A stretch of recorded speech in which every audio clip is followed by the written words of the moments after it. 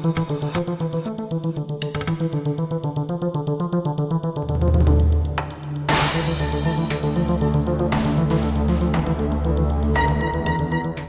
પર કેવી રીતે ગાયની તસ્કરી થઈ રહી છે તે જોઈ શકાય છે।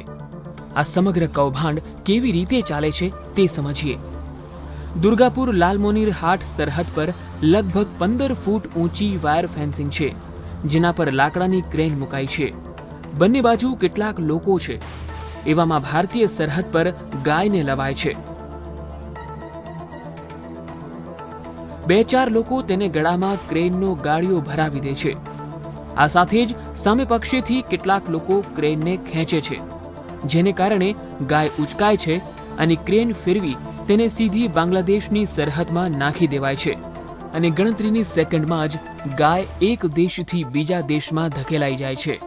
આ વિડીયો સોશિયલ મીડિયામાં વાયરલ થતા લોકો સરકાર સામે સવાલ ઉઠાવી રહ્યા છે। રિપોર્ટ દિવ્યભાસ્કર.com।